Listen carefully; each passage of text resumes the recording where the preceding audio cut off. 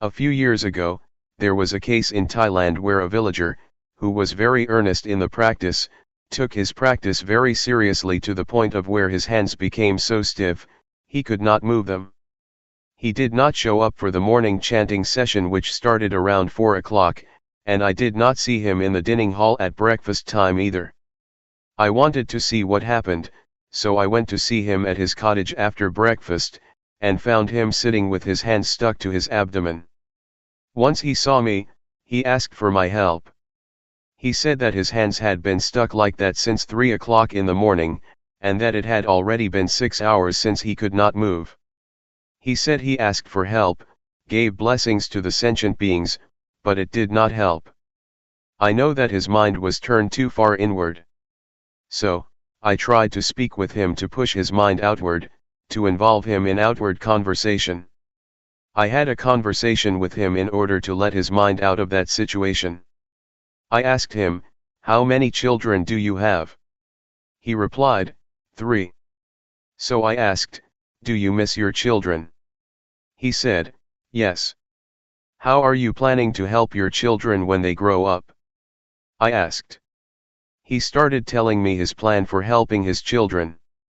Unconsciously, his hands fell down, and he did not even realize it, still talking, replying to me. A few minutes later, he found that, his hands fell down. It happened because his mind became interested in something outside, his mind became balanced, and the problem of his hands was solved by itself. This is an example of how problems can be solved if we try to keep our minds in balance. So, please take advantage of whatever happens to you, whether it be distraction, tension, or repression. Do not feel it is useless. When you feel distraction, it is useful if you try to learn from it. You can learn a lot from whatever happens to you. So, make the best use of it. Do not feel bad when your mind is carried away by thoughts or feels scattered. It can reflect a lot about yourself and the nature of your mind if you pay attention to it. Take it easy, feel relaxed when you practice. For me, I have no problem sitting or walking for a long time without being tired, because I feel relaxed and I take it easy. Whatever happens to you, do not become fussy or frustrated. When you lose awareness, or when you become stuck in your thoughts or in your thinking process, do not be fussy about it. Just feel that it is all right and then come back to the awareness. With this kind of attitude you will feel comfortable, and will get through any kind of problem. You may face not only tension or frustration, but also drowsiness or anxiety. But if you take it easy with the effort, with the attempt to resist these tendencies, you will overcome all of them. Any questions? Question: You just mentioned that when you reflect you can understand more about yourself, but during the practice, aren't we supposed to not think and just be aware? Answer: Yes, at this time you need not to investigate. Just be aware of it, just see it, that is enough. You will finally understand the thoughts, so you need not investigate. Just being aware of them is enough. I would like to add that once you have a better understanding of yourself and your mind, you should be careful not to fall into the trap of knowledge. Just knowing that you know is enough. If you become excited with your knowledge, it can distract you or obstruct you from being aware of your body. Question: Does the knowledge obstruct because you are thinking too much? Answer: It is a trap. It obstructs the practice because when you know more and more you become fascinated by knowledge. When you know more and more, you tend to follow the flow of the knowledge and then you lose the practice of awareness. There is a possibility that insight will arise within your mind, wisdom, or insight into the nature of body and mind. You will have an understanding about wholesome, unwholesome, sin, and merit. You will understand the three common characteristics: impermanence, suffering, and no self. You will realize that you can be a monk in essence though you are a layperson.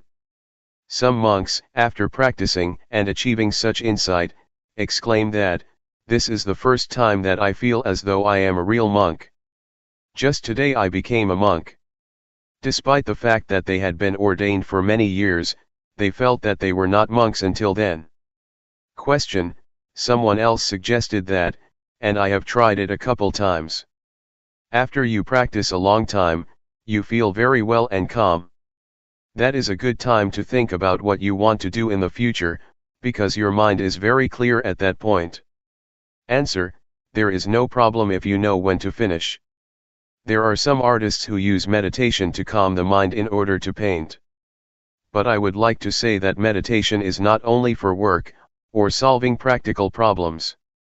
You should aim beyond that, to remove suffering. We should use meditation for a higher purpose than solving the practical problems of daily life. Just keep this in mind so that we can make the most of it. Do not try to achieve anything. Do not try to achieve supernatural powers, or want to be better than other people, to compete with other people, or to have a special mystical power. Do not have such an attitude or it will obstruct the practice. I would like to give another example. One monk in Thailand had achieved a lot before his entrance to the monkhood. He was a member of parliament, he had achieved everything he wanted to achieve.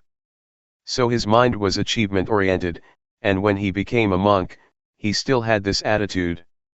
When he practiced, he tried to achieve spiritual power, he tried to attain insight, the higher wisdom.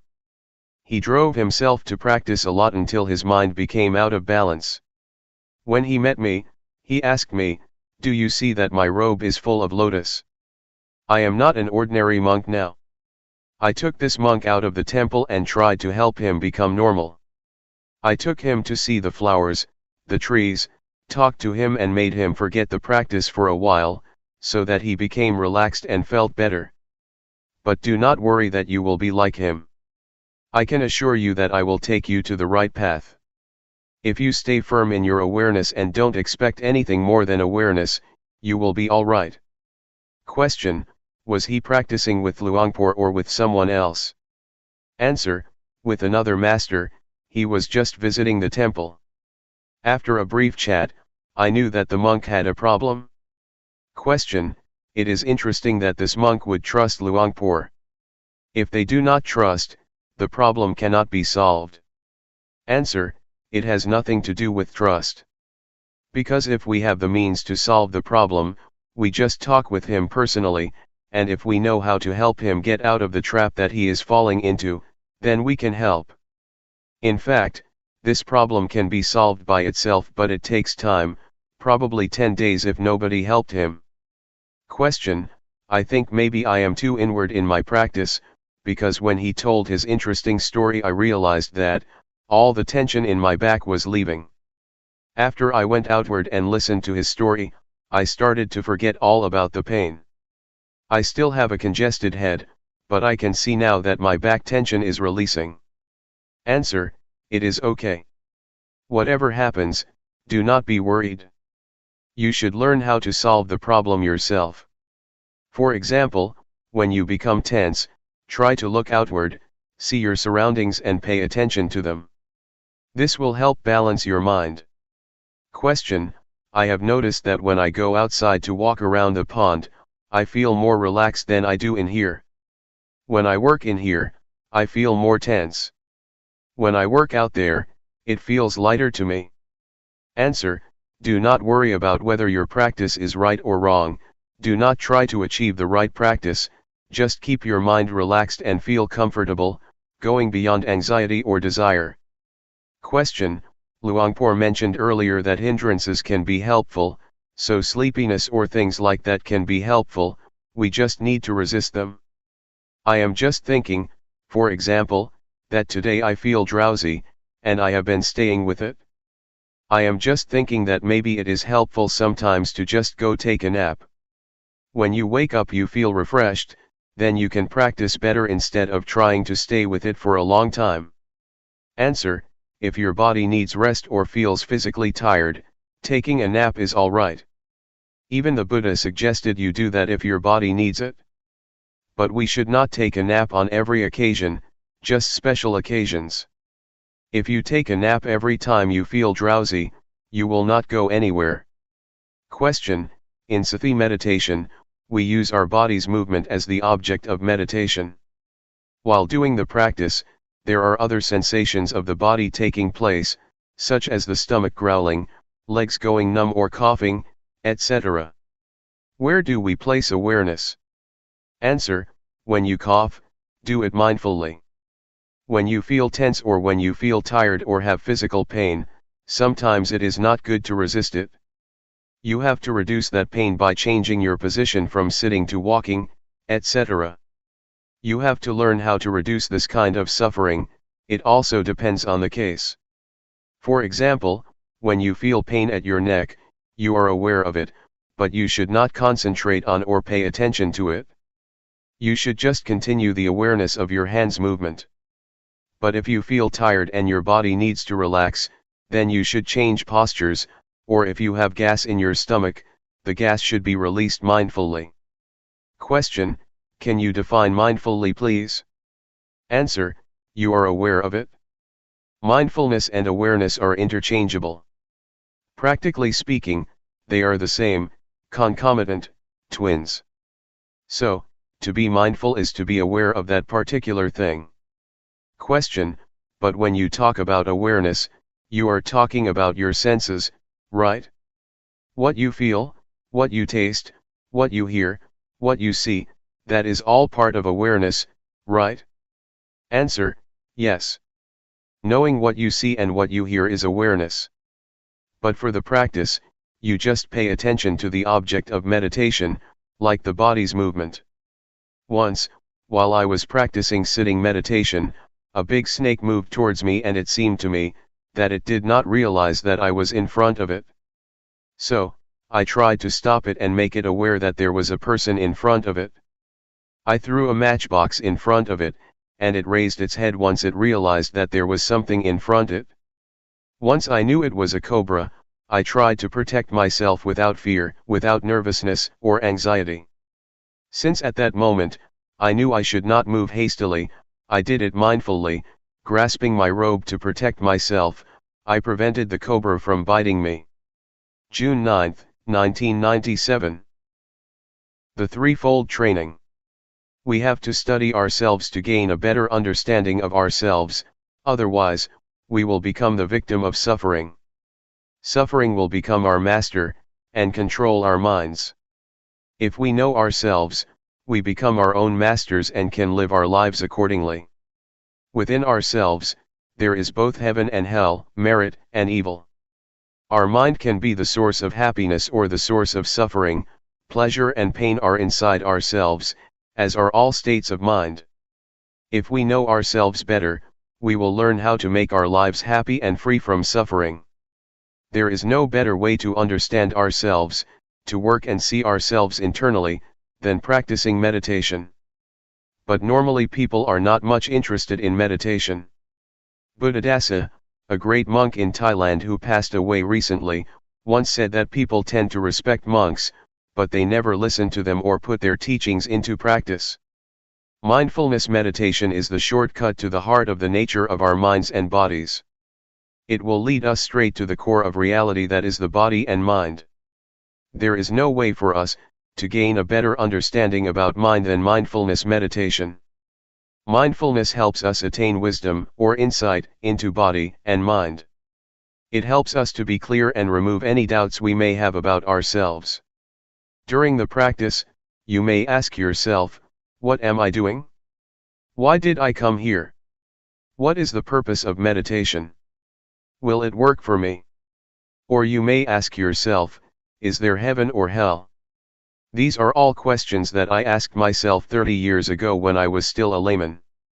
When I met Luangpor Teean, my master, he persuaded me to practice with him. He said that, all of these questions will be answered if you practice with me. What we are doing here is trying to follow the path of the Buddha. The Buddha once said that all of us are subject to suffering. We have suffering in front of us.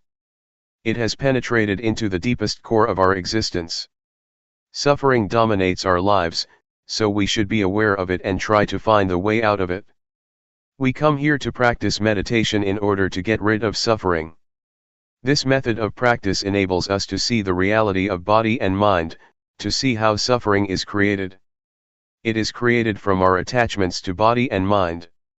We are attached to anger or the many kinds of emotions, despite the fact that there is no real self in those emotions. That state of mind has no substantial reality. But we still cling to it, which leads to suffering. Mindfulness enables us to see clearly that our attachments create suffering and misery. It helps us see the body as it is, a combination of various factors. The fundamental elements that comprise the body are earth, fire, water, and wind. We can see clearly how these four fundamental elements make up the body. We can see clearly that the body is not self. There is no self in the body. It is just the combination of these four fundamental elements. Meditation will also enable us to see the nature and conditions of the body. All questions about the body will be solved and we will not have any questions anymore about it. The same goes for the mind. We will understand the mind with mindfulness. There are thousands of different mental activities of the mind mentioned in the Tripitaka, or the Buddhist canon. These can be understood by us, if our mindfulness is developed enough. During your practice, a lot of thoughts arise in your mind and you may often be disturbed by them.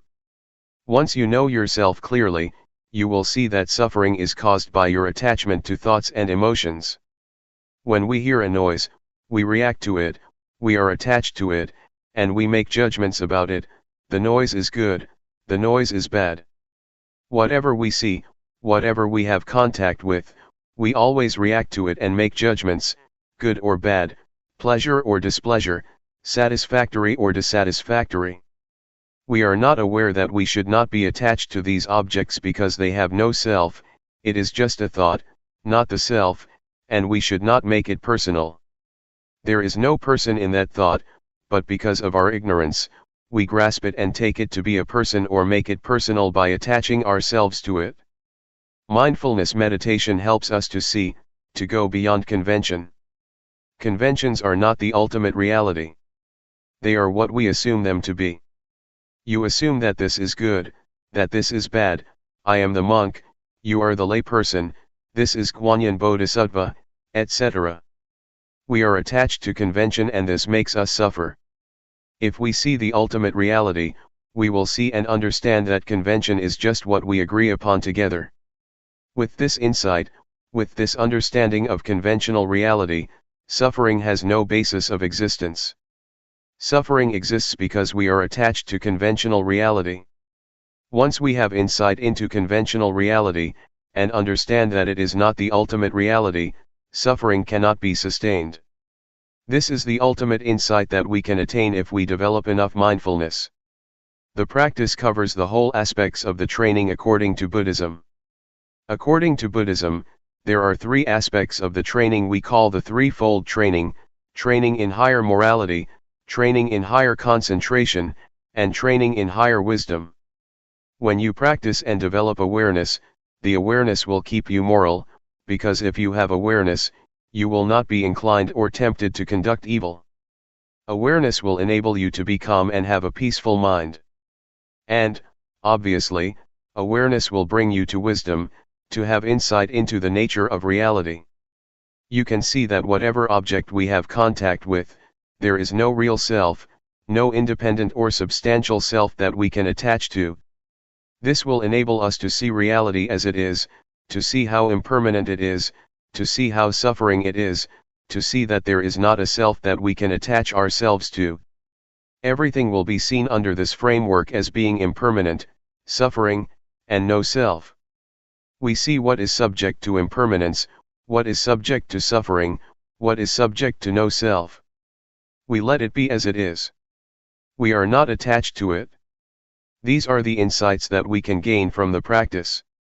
With the insights I mentioned to you, our lives will not be harmful to either other people or to ourselves, because there will be no base for hatred, greed, or delusion to exist. We know that there is no permanent self for us to attach to, so we will feel free, we will feel independent because we have nothing to be worried about. I can assure you that this practice is the way to the noble path, to a noble being, to a noble life. It will lead to the truth that can be shared by everybody, realized by everybody. It cannot be deceived or distorted because it is already inherent in all of us. There is a saying in Thailand that morality will bring us happiness, a peaceful life, and enlightenment. The morality that I mentioned can be achieved by being mindful, by cultivating mindfulness, and it can be assured by the practice that I suggest and instruct you in. Anyway, what I teach is from experience. What I say now may repeat what I said before. It may not flow vertically or continuously, but it is the experience that comes from my heart and can be shared by anybody who practices. Enlightenment means there is no self to suffer, the self vanishes, so there is no base for suffering to exist. We do not need to act out of desire for enlightenment. We just practice, simply practice, and realization will come to us naturally because we carry out our actions. We make the cause and the outcome will take place independent of our desire. Enlightenment has to take place because we have created its cause. According to the law of causality, once we do this, that will happen whether you like it or not. So, you just practice. Action is called karma. If you do it this way, it will lead to the result which is independent of our desires. It just happens. Enlightenment that is not experienced by us is just convention, just a concept, even if you call it by other names, no suffering, or freedom. Anyway, the point is that we just try to reach the state of no self where there is no suffering. If there is self, suffering can happen. If there is no self, suffering cannot be sustained. It is not desire because enlightenment is already in ourselves, hell and heaven are already in ourselves, everything is in ourselves including enlightenment and the path. So it is not something out there to be desired or grasped. You need not think about it. You can realize it if you practice enough. For example, does anger last? No. Have you ever acted out of anger? Yes. When you get angry and you fight back, anger fades away and is replaced by sympathy or guilt. So, you can see that anger has vanished and was transformed into other kinds of emotions. The same also applies to suffering. In fact, it does not last long unless we attach ourselves to it. If we are not attached to suffering, it will dissipate. This can happen if we have insight. Whatever we encounter, we will understand that it is impermanent, unsatisfactory, and no self. We will discard it easily without attaching to it. We let it go like garbage. There are many kinds of garbage: paper, plastic, recyclable or non-recyclable. We throw the garbage out according to its category. The same applies to whatever experiences we have. Once we make contact with any kind of object, we let it go. We discard it according to its nature: this is impermanent, this is suffering, or this is no self. All experiences can be perceived into three characteristics, and we just let them go according to their nature. If we live our lives this way, our lives become holy, pure, clean, and free from defilement. It is as if nothing can make us impure. This holy life will make everyone a monk. Everybody here can be a monk. It is a state of mind, a state of pure holy life. In the Buddha's time, there were many established lay people that could be called monks or a noble one, because they were free from suffering. All teachings of the Buddha are centered on these three: impermanent, unsatisfactory, and no self.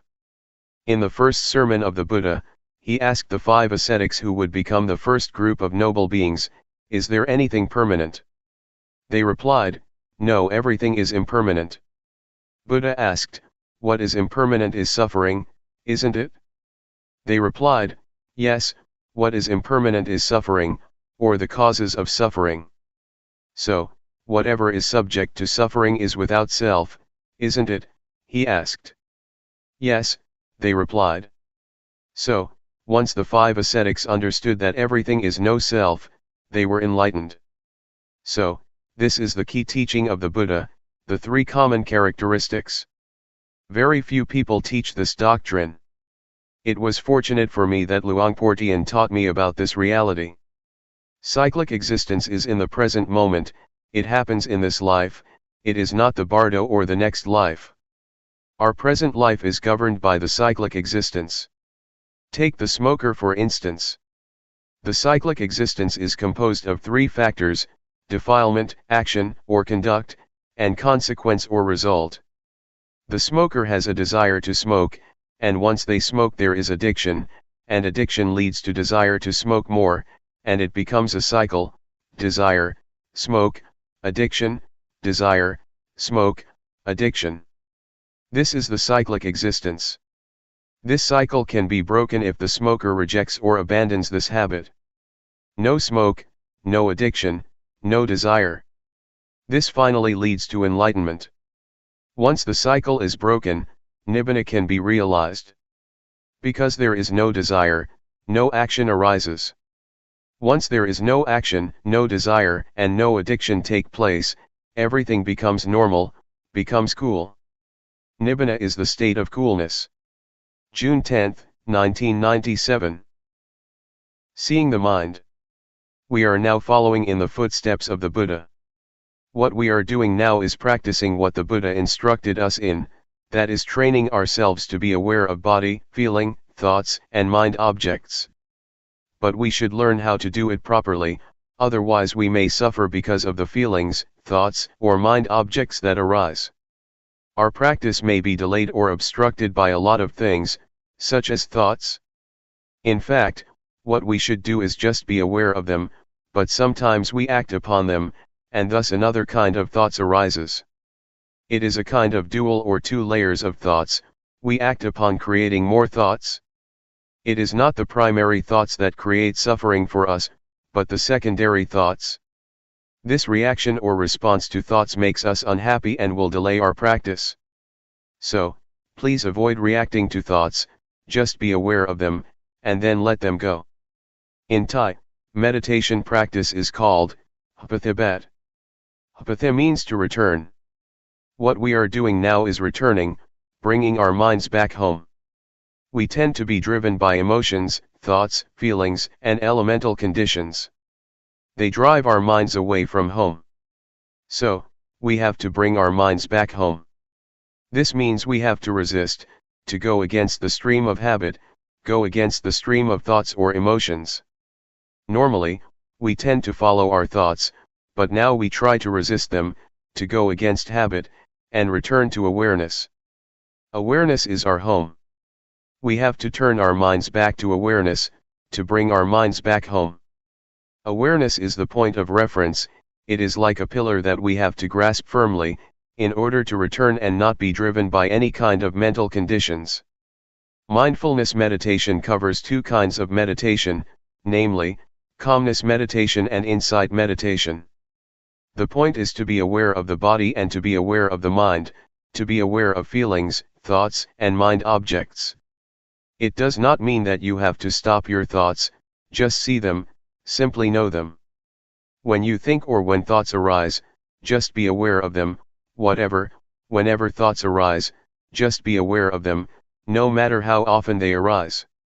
It does not matter if you have a lot of thoughts, but the point is that once one arises you are aware of it.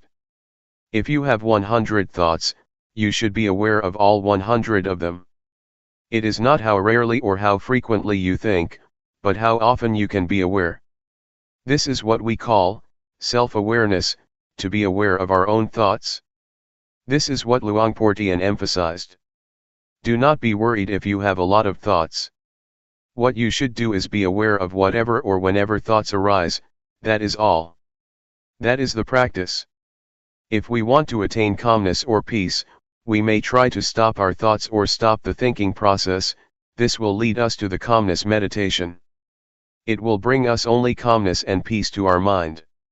This practice is like putting a stone on top of grass. The grass cannot grow. But once you move the stone, the grass will grow again. So, this kind of calmness meditation is beneficial only when you practice it. When you stop practicing it, your mind will be the same as before. So, we are not going to do that. What we are going to do is not to stop thinking but to be aware of it, to be familiar with our thoughts. The more we are aware of our thoughts, the more we are familiar with them. We will be so familiar with them that we can point our finger at them, and tell them that we will not be their victims again. We will not follow them again. This is what we are trying to do, to understand our thoughts clearly and directly, knowing that they are only the concocted or compounded beings that deceive us. But once we know this clearly, they cannot deceive us anymore, and we become their masters. We will understand that thoughts are not self, they are just the result of the concocting mind. Many practitioners or meditators may at one point be overwhelmed by various kinds of thoughts. It is like an army of thoughts is bombarding your mind. You may encounter this experience. You may feel bad, but if you keep being aware of whatever thoughts that arise, at a certain point you will suddenly become face to face with the thought. You will see clearly that it is not self, that it is not yours. The thought is there, but we do not make it personal anymore. It is not me and mine, it is not my thought, the thought is not me, it is out there, and we are not going to identify with it anymore. At that point, the thought will have no foundation to stand on to exist. It will vanish, it will dissolve. All thoughts will be dissolved instantly. This is what I call victory of the practitioner. I experienced this kind of victory, and there is nothing else except this kind of victory. I cannot explain more than this, but to ask you not to be discouraged by being bombarded by a lot of thoughts. Keep firm, stay with the awareness, with the knowingness, and then you may be able to overcome it. If you follow my instruction and are aware of body, mind, feeling, and mind objects, all of you will go straight to the target, to the end. So, keep knowing these four aspects of reality. You will gradually understand the nature of these realities, and you will be able to realize that once you hear a sound, it is just a sound you hear. Once you see a form or an object, you just see it, no more than that. So, the body, feeling, mind, or mind objects will not be able to trap you. You will not be subjected to their influence anymore, and you will be able to see these four aspects, these four kinds of realities, the way they are. There is no more than that.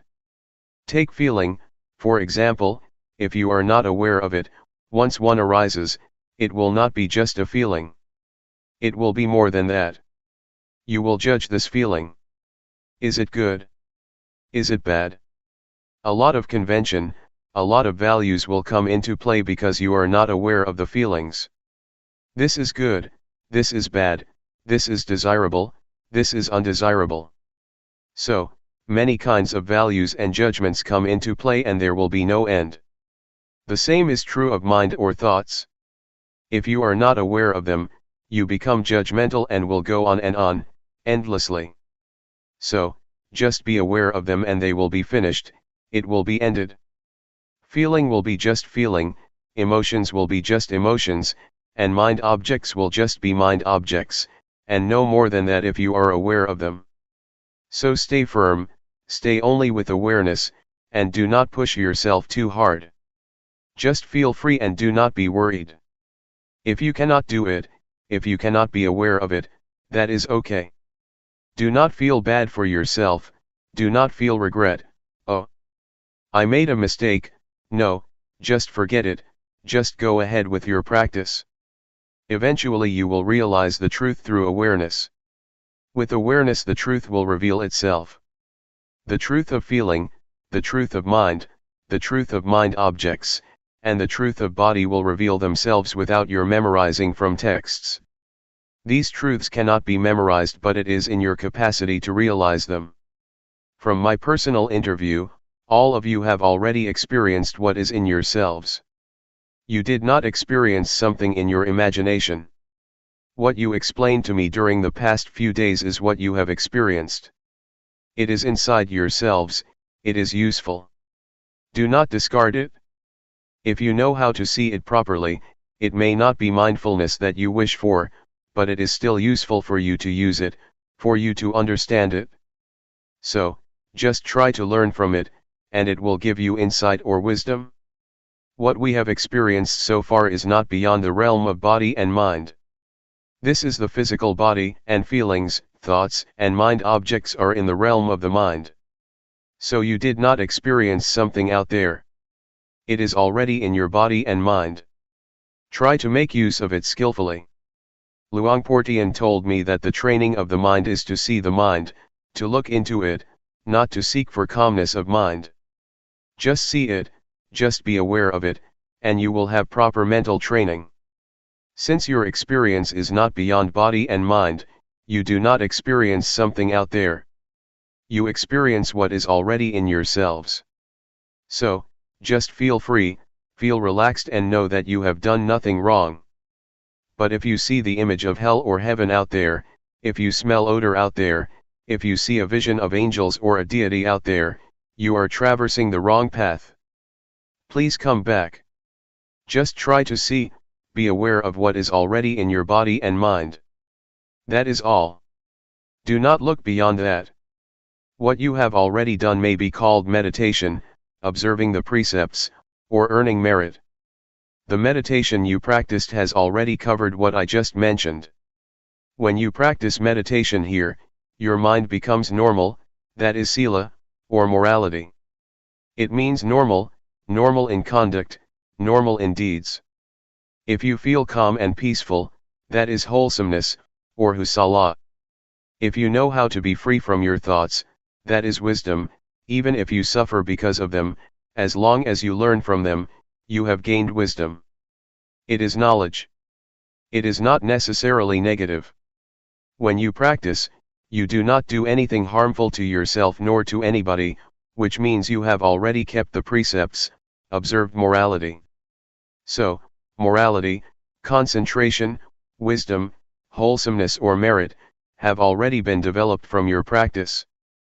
Please learn how to transform undesirable thoughts, and whatever suffering you may experience. Do not let thoughts make you suffer. Try to adjust your mind, try to change it to be wholesome and happy. You have to learn by yourself to solve your own problems, and if you keep solving your problems, you will have what we call wisdom. You will learn that you are your own master, you will know that your own self is your refuge, and this is the ultimate truth that everybody should understand. There is no refuge other than oneself. Any questions? Question: whenever there is a thought, you suffer because you develop more thoughts. Thoughts that stem from intentional thoughts are okay, I think.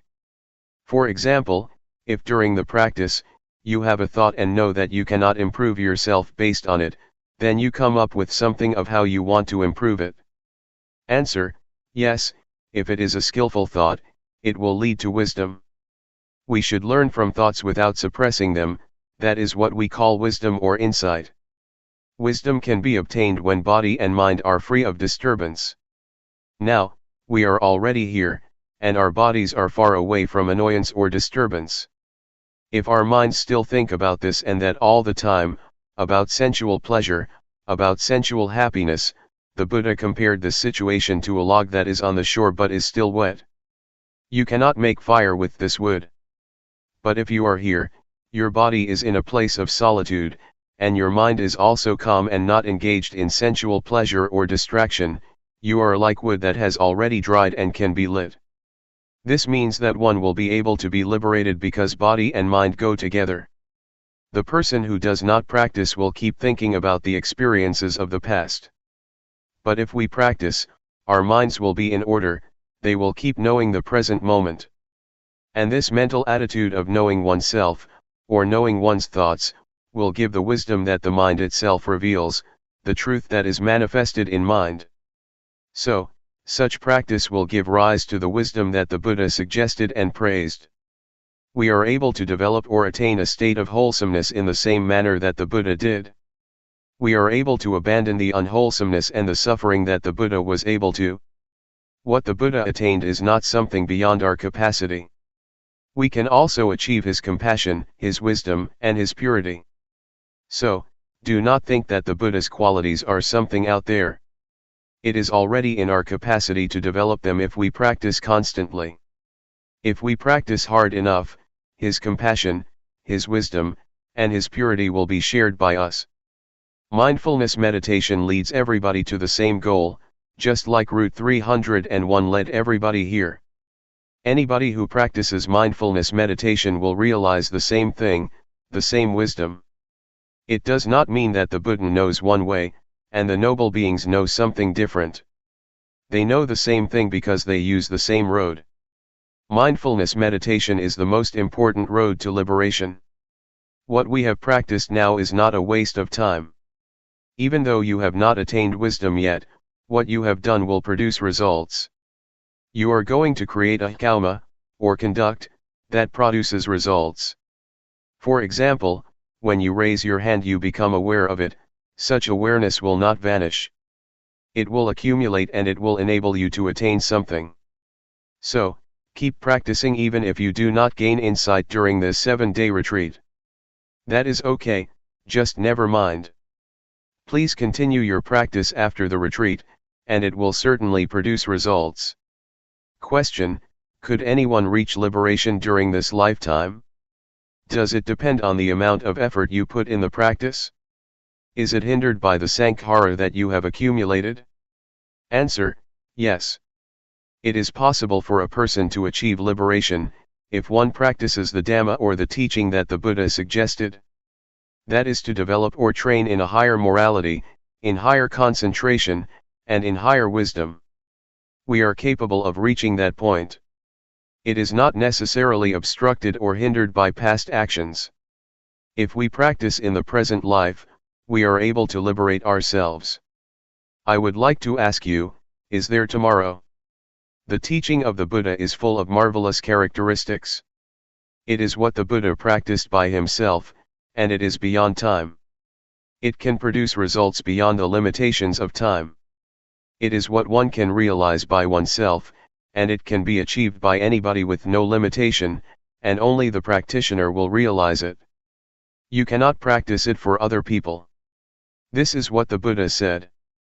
There is tomorrow, but we do not know what the chances are for tomorrow, and we cannot do anything about tomorrow. What we can do is today. The past, or yesterday, is already gone and we cannot do anything for the past. What we did in the past is already in the past, we cannot do anything else now. So only today can we do something. Please try to make an effort to improve today. Do not pay much attention to tomorrow or to yesterday. Question: can we teach what we have learned to other people? Answer: we teach and we share what we already have. If we are compassionate enough, we teach compassion. If we are kind enough, we teach kindness. So you share what you have already attained or teach it to other people. There are many things that we may not have achieved yet, but we are able to do that. For example, we may not have read a book but we can still give it to other people. It is like food that we do not eat but share with other people. We do not benefit from it, but we can give the benefit to other people. We just try to help as much as we can. If we find children in trouble, we should try to help them as much as we can. There are many levels of Dhamma. If you live your life according to the moral precepts, you do not harm anybody, you do not kill, you observe the 5 precepts, you have already attained some level of Dhamma. So you can teach if you behave properly. But for the higher levels of Dhamma, one has to attain some level of insight in order to teach other people, but in reality nobody can teach anyone, we can only teach ourselves. Question: I have a question on seeing thoughts. Over the years, I have been practicing, worrying over the quality of thoughts. Thoughts can be strong and there may be many thoughts coming. I am wondering, if, over time, as I keep practicing, will the nature of my thoughts change so they are not as strong, not as quick, or will you just see the thoughts and they will improve? Answer: yes. The unintentional thoughts or undesirable thoughts that cause suffering will change. Their nature will change if you keep looking at them, and at the same time you may be more adept at looking and seeing. Your capacity to look and the nature of thoughts will both change, and your unintentional thoughts will improve. Everything is subject to change, even hatred, greed, and delusion will change if there are sufficient factors to produce the change. It is the law of nature that everything is subject to change, because everything depends on various factors. Luangpor Teean once made an analogy of the state of enlightened mind. An enlightened mind will not hold on to or attach to sensual pleasure, or anything that causes suffering. You just let it pass, let go of it. But if you are an ordinary person, you just grasp this greed, hatred, or sensual pleasure. Even if this is the anger which causes suffering, we still grasp it, and we enjoy it, enjoy getting angry. So, this is the mind of general people who never practice, they cling to happiness and suffering. People do not turn away from suffering, they cling to it and do not let it go. I ran a summer camp. The small novices had a quarrel and wanted to fight with each other. I tried to keep them from kicking and striking each other, but they still wanted to punch each other. They wanted to preserve the anger, they clung to it and would not let it go. So, this is the state of ordinary minds, of ordinary people. When the eyes of the enlightened one make contact with a form, a visual object, to see is just to see, there is no clinging to the form or to the visual object, it just falls down and suffering cannot exist. There is no attachment to the eyes or to the mind. But for ordinary minds, once the contact has been made, they cling to the noise, to the object, and cannot let them go. In fact, Luangpor Teean compares it to clay. If you throw it at a wall and it sticks, it is like an ordinary mind, you cannot let it go. You just think about it over and over, and you become happy or suffer. But for the enlightened mind, it is like dried soil, you throw it and it never sticks to the wall but just falls down. You just see it but nothing happens. Question: is appreciation of beauty a judgment? Answer: that this is beautiful or this is ugly is just convention. The mind of the enlightened one is like the leaf of the lotus that cannot be stained by water, not even a drop. The enlightened beings live in the world but cannot be stained or polluted by the world. They do not cling to the world. They are beyond the world, but they live in the world. The lotus grows out of the dirty mud, but it will never be polluted or stained by the mud. It is very beautiful. This is the mind of the enlightened one. Question: why is happiness a suffering? Is it because it is unstable? Answer: if it is general happiness, it is suffering because it is subject to change. It is just convention. But supreme happiness, liberation, or enlightenment, is different. No happiness is greater than enlightenment. June 12, 1997. Foundations of Mindfulness. Please pay attention.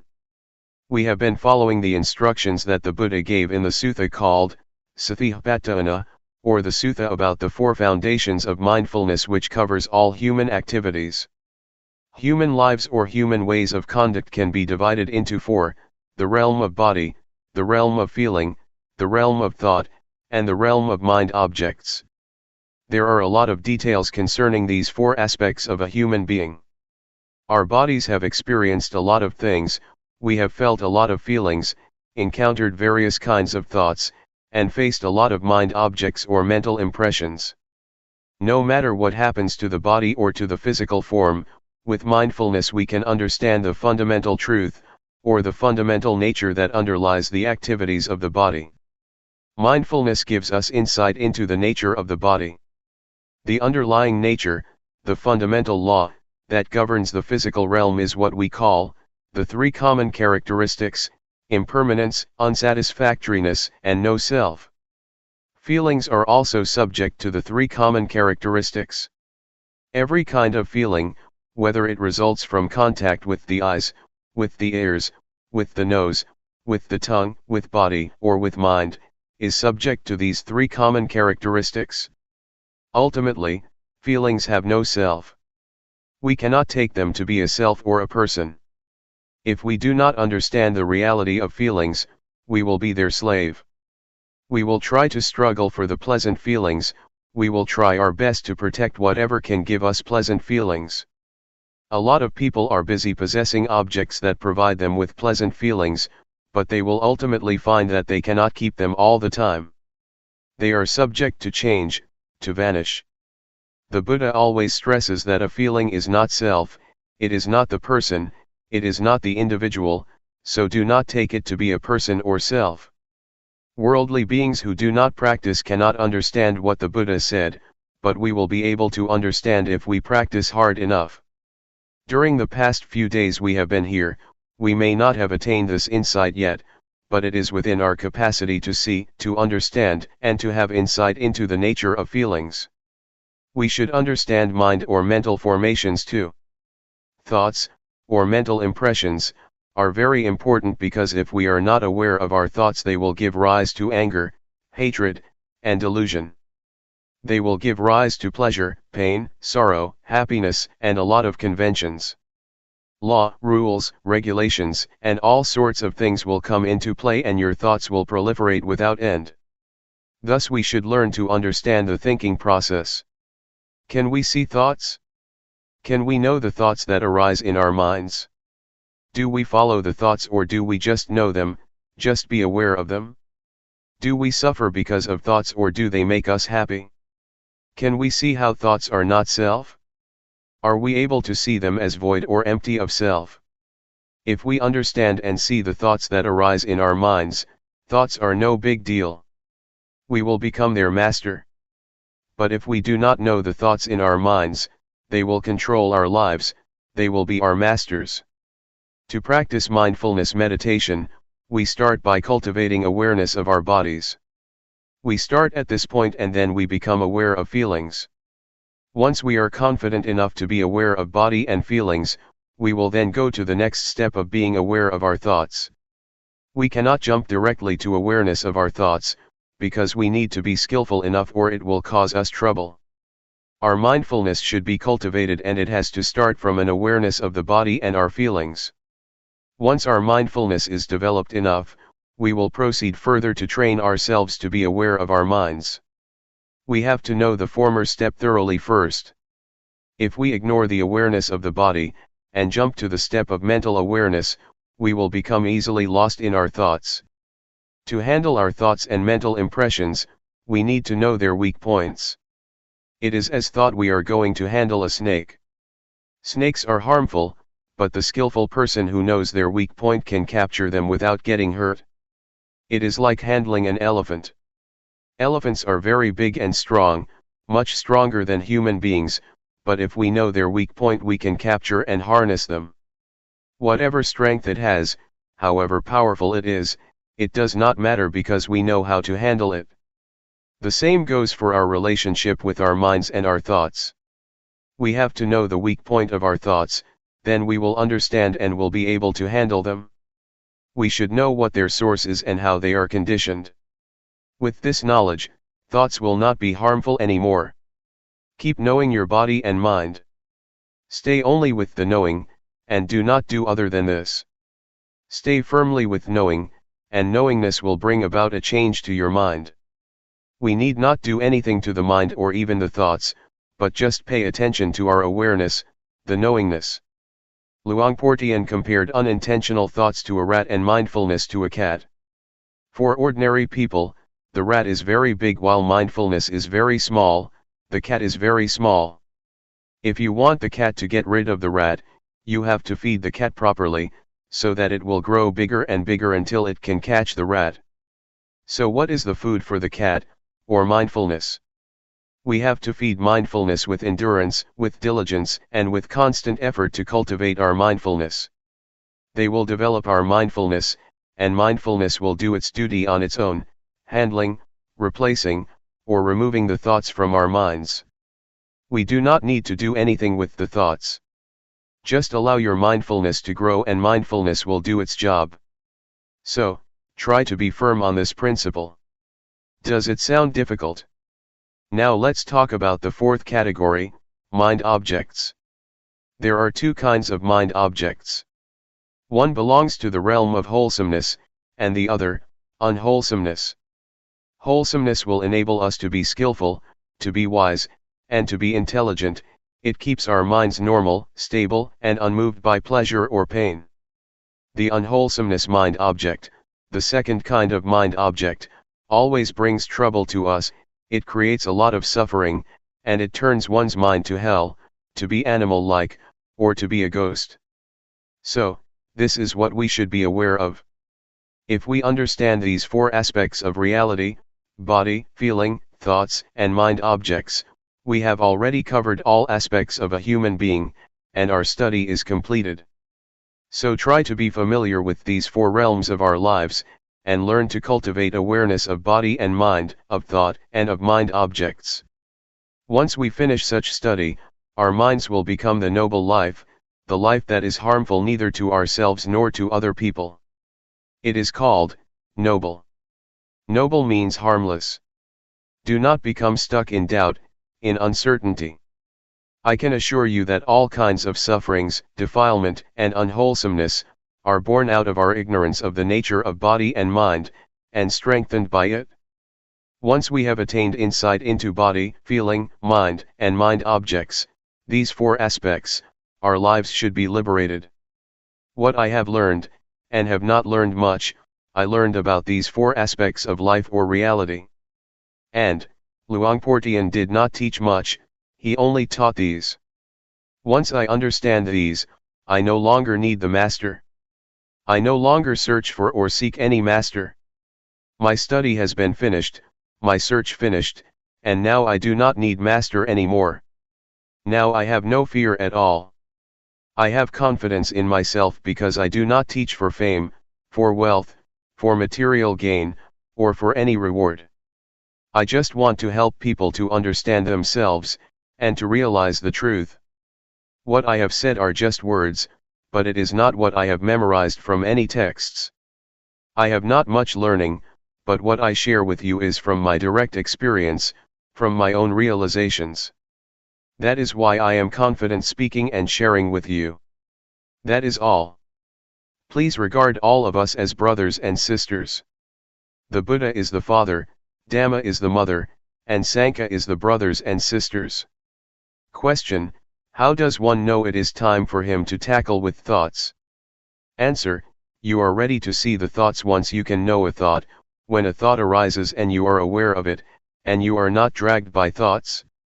If you are still being dragged by thoughts, leave them behind and just pay attention to body and feeling. It is like learning a language. In the beginning, we have to learn from a teacher, and the teacher has to start from A, B, C, D.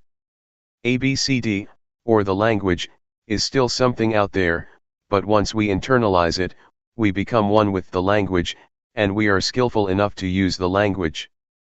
The same is true of the practice. We need to practice until we become confident enough, that it becomes our habit. When a thought arises, you are immediately aware of it, and can handle it properly. The more we are confident, the more we are able to handle or to control our minds. Finally, awareness will lead us out of suffering. If we still become lost in our thoughts and are still moved by them, still get happy or suffer because of them, it is not time yet. Anyway, for beginners, the first step of practice is not to keep knowing the thoughts. Please be aware of the body first. Once you are competent enough, it is okay to go ahead to the next step of mental awareness. Question: how do you get rid of drowsiness during the practice? Answer: it is natural to get drowsy. Everybody has to face this problem and overcome it. Otherwise, it will become an obstacle to the progress of meditation. Drowsiness is caused by the laziness of your mind. We should activate it. Try to give our mind a job to do. Pay attention to external things, so that it becomes activated again, or change your posture, or feel the vibration of your body. When I started the practice, I kept a bucket of water near me. When I felt drowsy, I used the water to wake me up. When it didn't work, I just put my head into the bucket to wake myself up. Do not close your eyes. Do not yawn, close your mouth and resist yawning. Make your movements stronger, smile, refresh yourself, and feel confident and courageous, defeat it and subdue it.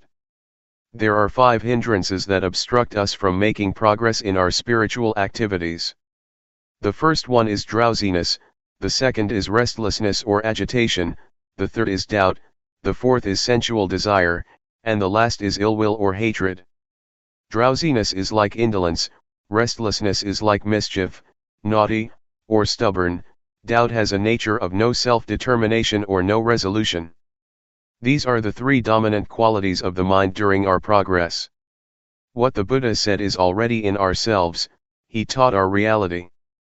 Question: on the conventional level, we have a saying, follow your heart, not your mind.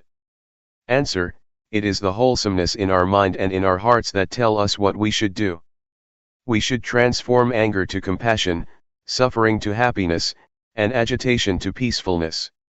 It is wisdom that tells us what to do. If we know this is good or this is bad, if we know this is harmful or this is not, we do what is good and unharmful. I do not know whether you call it heart or mind. Just follow it. Question: just follow it and act on it? So it will not create any cause and effect? Answer: oh, sure, if it is a good cause, if one is mindful, if it is not harmful to oneself and others, it is a good karma. If it is harmful to oneself and to others, that is a bad karma, a bad deed. Question: should we just follow the middle path, if we are not sure whether it is a good cause or not? Just sort of ignore it and not act upon it? Answer: don't worry whether it is from mind or from heart. If you know it is harmful, avoid it. If it is good, act on it. We do not know, and we do not have such an expression in Thai, at least not one that is popular among the Buddhist monks. We often follow the heart and create a lot of problems. It is a different cultural orientation. Question: how does mindfulness work? Answer: you will realize it after you see it very often. You will realize, oh, it is like this. It is a matter of how frequently you see it. Avoid thinking, analyzing, or reasoning. Watch your body until your mindfulness is developed enough, and your mindfulness will be like a fire alarm, a smoke detector. The smoke detector never watches or keeps looking for smoke, but once it detects even a small amount of smoke, the alarm goes off. Mindfulness is like that. You will be aware of even a small portion of thought that arises automatically, without intention. So allow mindfulness to work on its own, do not order it or command it. Mindfulness works like that.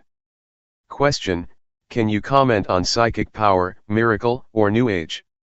Answer: if it happens and you become attached to it, there is the problem, but if you just see it and let it go, or if you are just aware of it, that is good.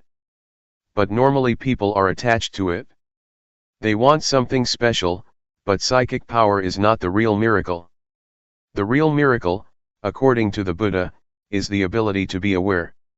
When you sit and know that you are sitting, that is the supreme miracle according to the Buddha. Psychic power is the result of concentration, not awareness. If you have strong concentration, then your mind becomes powerful. Monks or people who practice mindfulness meditation seldom attain this power, but it is a shortcut to enlightenment, because you are unlikely to be distracted by psychic power, so you go ahead. Otherwise, you see flowers, you see shopping centers, you make visits, and then progress is delayed, but the delay is enjoyable. As for New Age, do not pay attention to things out there. They are just technology. If you enjoy technology, such as computers, it may seem like progress to you and you may enjoy spending whole day with the computer. You are better in terms of power over technology, but you are not any wiser than other people. Technomania, the same mentality for those who are interested in psychic power in Buddhism, leads to suffering. June 13, 1997. Lifetime practice. We have already studied the sacred Buddhist texts, especially the text on the 4 foundations of mindfulness. We practice through our experience, which is in reality the sacred text that is already in ourselves. With our practice, We have investigated into the text, which is the experience in ourselves. We have investigated or trained ourselves to be aware of body, feeling, mind, or thoughts, and mind objects, the key points in this sacred Buddhist text. How can we see them? We see these four phenomena through mindfulness. With mindfulness, we are able to understand the reality of these four aspects. We have to cultivate mindfulness or awareness in order to see these four aspects of reality, otherwise, we cannot have understanding. We cannot know body, feeling, thoughts, and mind objects with intellect, nor through reasoning or analytical mind. The only way is to realize, to experience ourselves, then the realization will arise. We have explored the realms of the body, feelings, mind, and mind objects. In fact, there are many details in the realms of body, feeling, thoughts, and mind objects. The more we practice, the more we experience the reality of these four realms, the more we are familiar with the sacred Buddhist text. Keep trying. Keep practicing, so that you will be familiar with awareness, and gain an understanding of the nature of body and mind, of the condition of body, and of the activities of body and mind. You will achieve insight into body and mind, and will have a thorough understanding of body and mind. If you reach that point, you will have already finished the study of this text, this sutra, and you will be able to handle feelings properly. Feelings are everywhere, but I would like you to be stable like stones. Stones are here, stones are there, stones are everywhere, in Thailand, and in America. Stones are the symbol of stability, of constancy, of normality. So, if you handle feelings properly, and know not to be moved by whatever feeling it may be, or whatever feeling you may experience, your mind will be normal and constant, not getting high or low because of feelings, pleasant or unpleasant. If we do not know the nature of feelings clearly, we are going to be their servants. We will run after feelings, struggles for pleasant feelings, and run away from unpleasant ones. Feelings, especially pleasant feelings, can lead to war. They bring a lot of consequences. Our lives will be dependent on pursuing pleasant feelings. That is why suffering arises. So, please understand feelings properly. Everyone has body and mind, and we have to stay with body and mind. We also all share the same feelings and mental impressions. They are present in all of us. If we understand body, mind, feelings, mental impressions, and mind objects, we will understand each other, we will realize that everybody is one, the same. So this sacred text can be applied universally. The Buddha has already laid out the formula to understand human beings, to understand ourselves. So, please try to learn this sutra, this text, through our practice in cultivating awareness and mindfulness. If we know this reality thoroughly, completely, our search for the meaning of life is complete. We have already graduated, there will be no need to study anymore. We get high or low, depressed or happy, feel pleasure or pain. We are up and down because of feelings or emotions, because we take them to be substantial, to be a person. We make them personal because we do not understand the real nature of these mental impressions. Somebody may feel, during the practice, that they are tired. But if you understand mental impressions clearly, you would rather say, tiredness is present in me, not, I am tired. We do not take tiredness to be ourselves or to be a person. So please develop an observer in your mind, within yourself. Just see the feeling, acknowledge it, notice it, don't identify with it, and you will learn how to be free of it. So, keep looking into yourself, keep observing, keep seeing, and you will be free, will see, will understand its real nature. If you see it frequently, the truth of body and mind will reveal itself for us to see. Actually, the truth reveals itself at every moment, but since we do not know how to see it, we miss it. There are a lot of consequences of not understanding the truth of body and mind. Defilement, anger, hatred, delusion, selfishness, and suffering, are all results of our inability to see body and mind properly.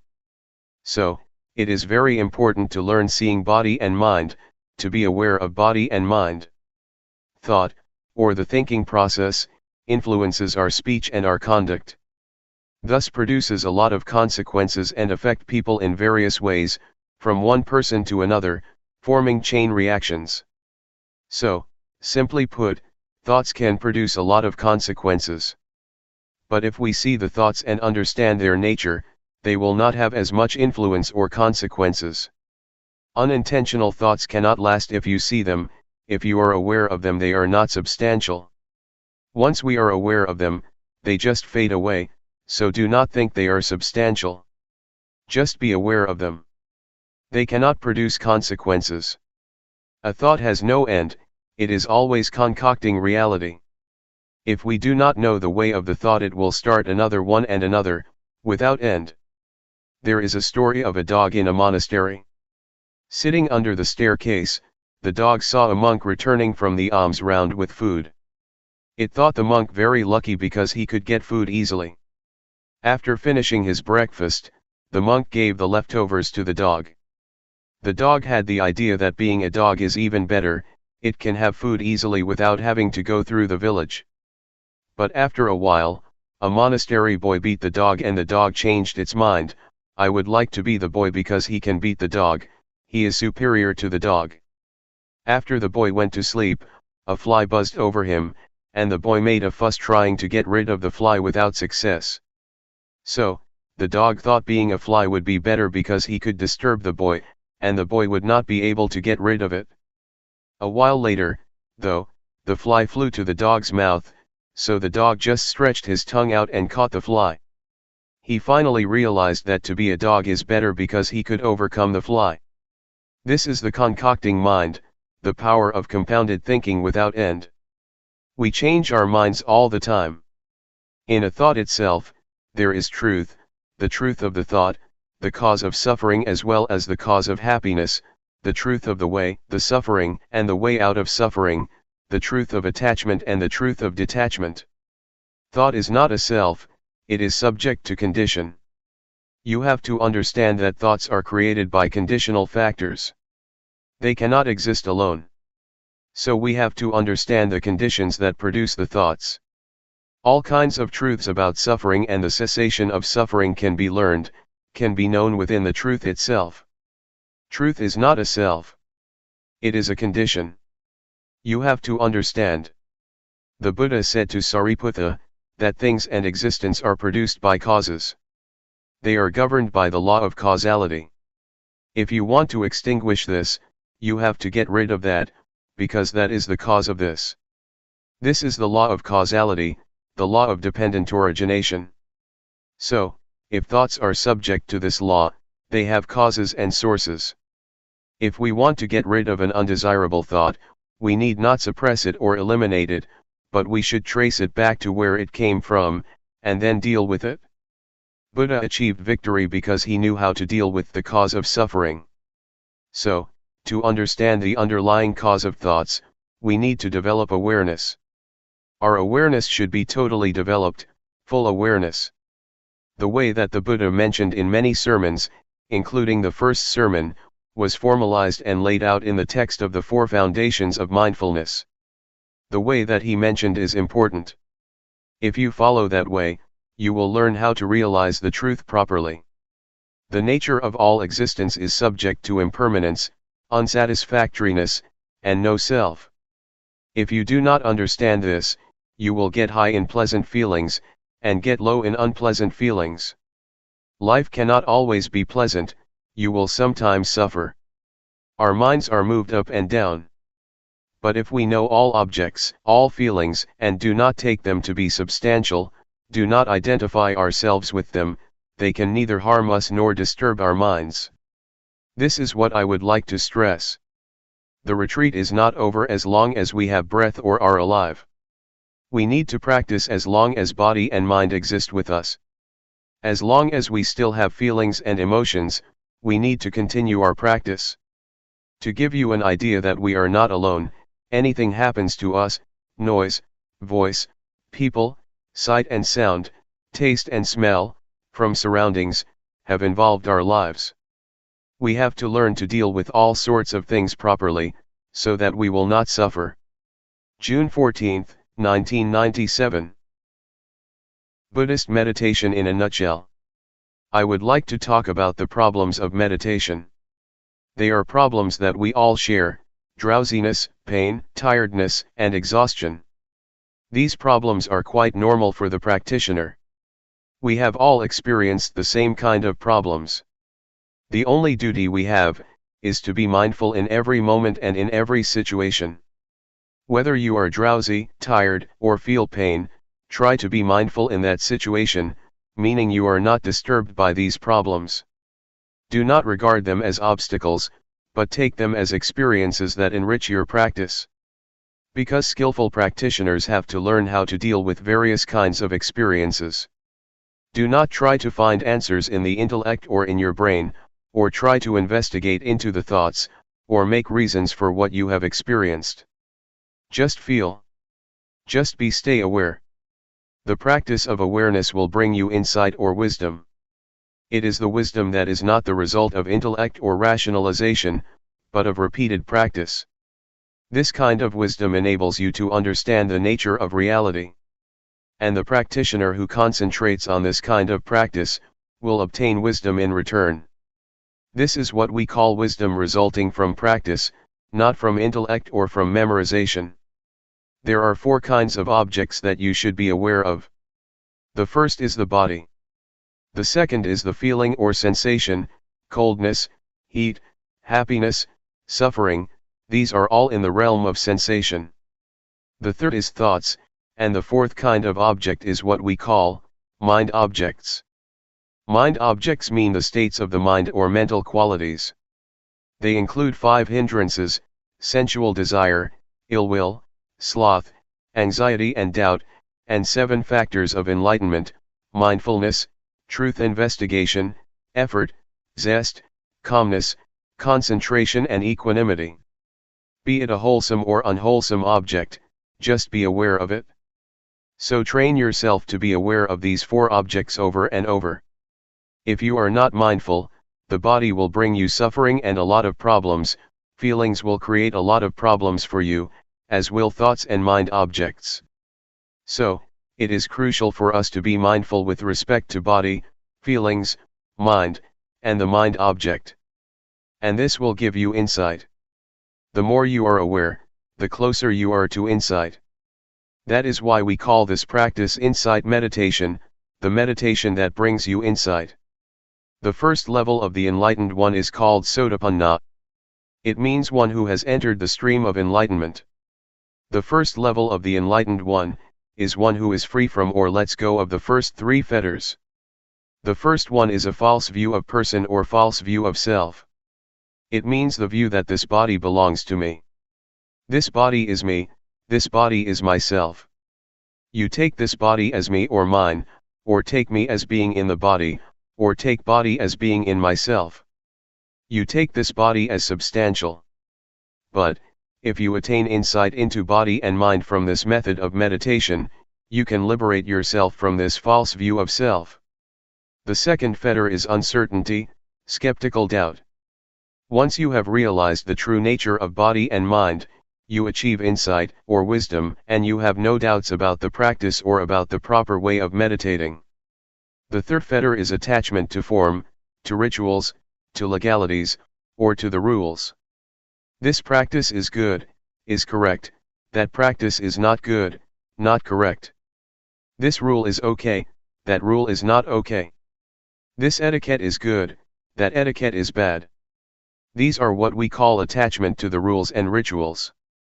If we see the true nature of all things clearly and achieve insight of the true nature of all things, we will be able to go beyond this concept of right or wrong. The objective of insight meditation is not to gain psychic power of telepathy, to penetrate anyone's mind, to fly in the air, or to go underground. Those are not the objects of meditation. The objective of Buddhist meditation is to have total awareness of body, of feelings, of mind, and of mind objects. Such awareness will give rise to insight. The first step of insight is the insight into body and mind.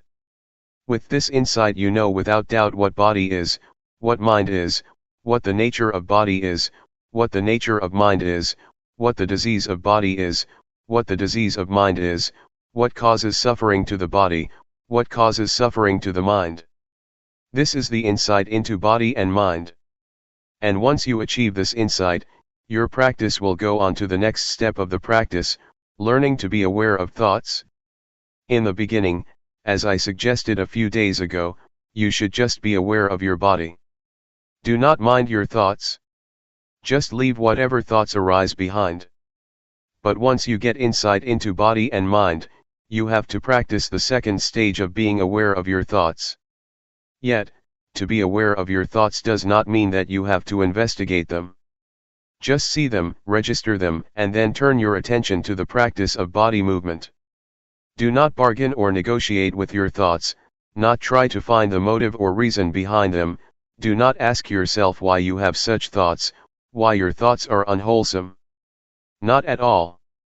Just be aware of them and come back to the practice. From this second step of practice, another kind of insight will take place. With this insight, you can go straight. The truth will reveal itself and you will see things clearly without using analytical thinking. You just see it and understand it. So, it is as if you go straight without interruption. Once you achieve a certain kind of insight, you will be able to look back and see what you have already passed. I would compare it with my walk here from the pond. I just go straight from the pond to this hall, and when I turn back I can clearly see everything that I have passed. This is the state of the mind that gets you insight. Is it difficult to understand? This practice, which develops mindfulness, is the practice that includes all kinds of training. In Buddhism we have three kinds of training.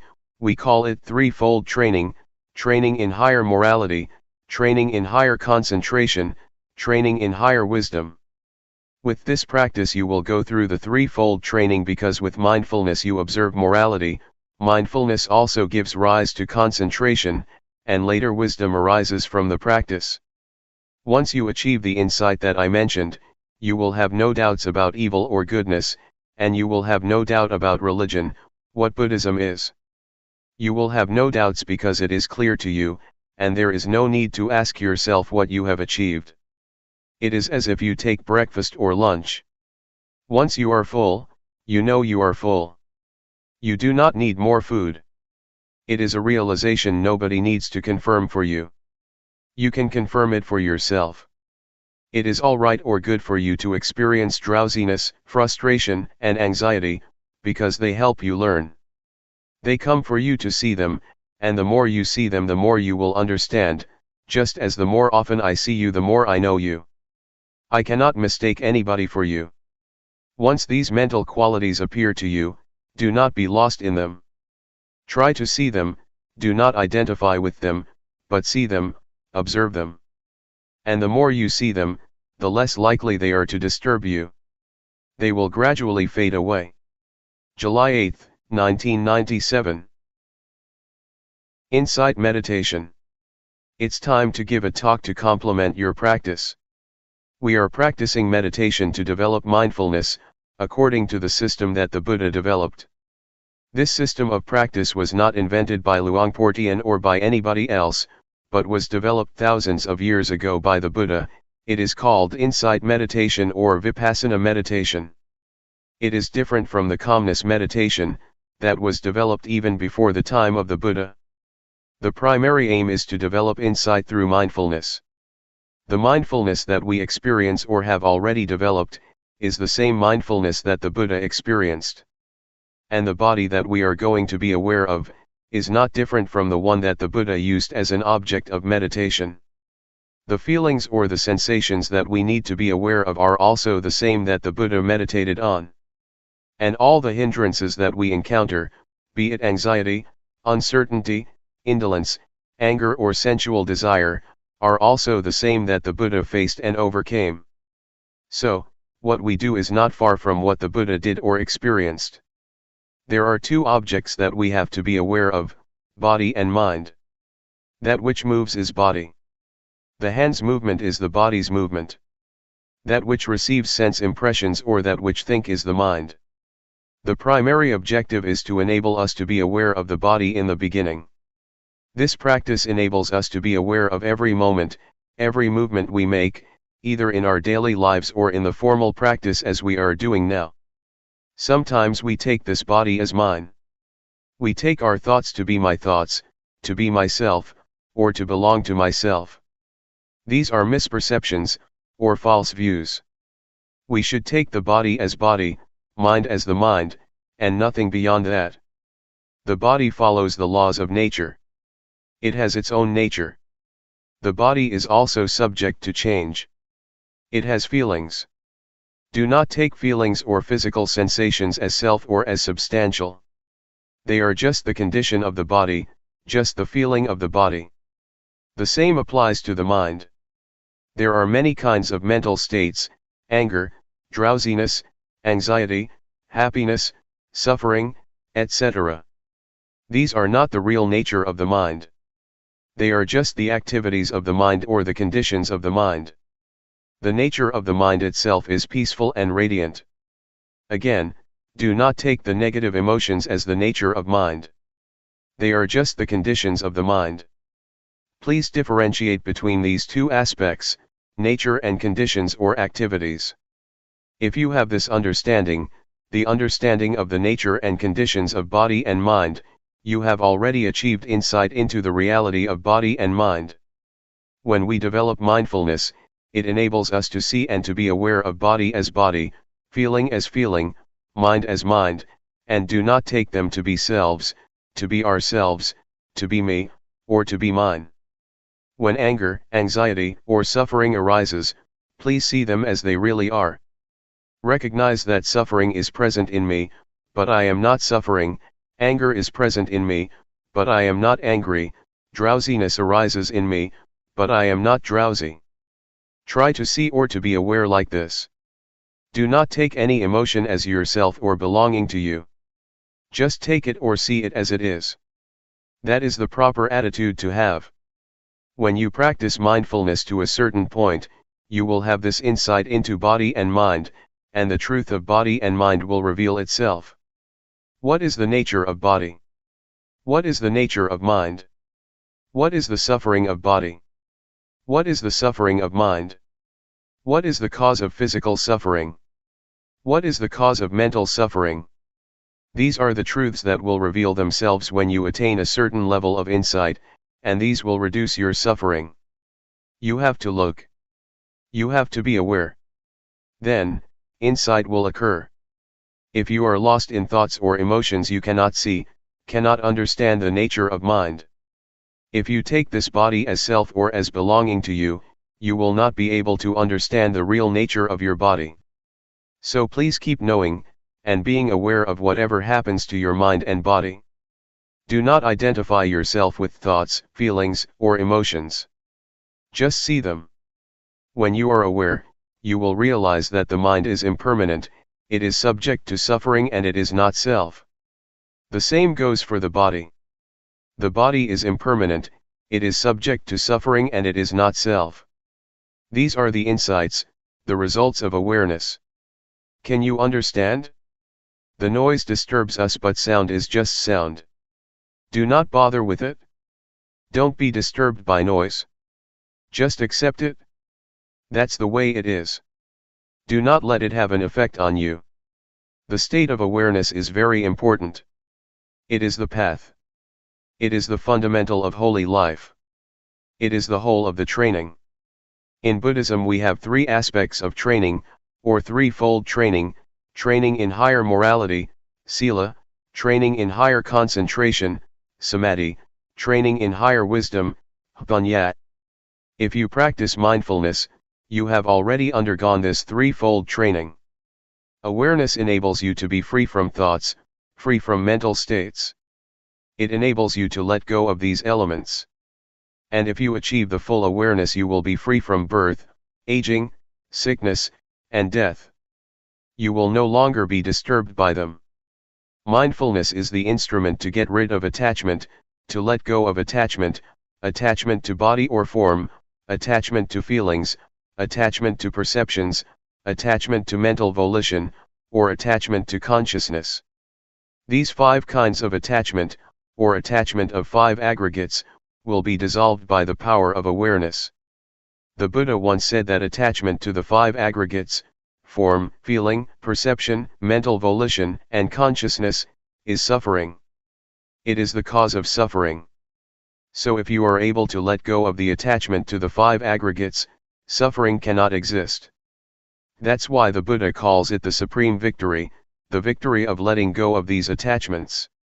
For this to be possible, you need to have full awareness, total mindfulness, which will enable you to see the way things really are, and to understand the nature and the conditions of things. The nature of things is impermanent, unsatisfactory, and no self. The conditions of things are subject to change.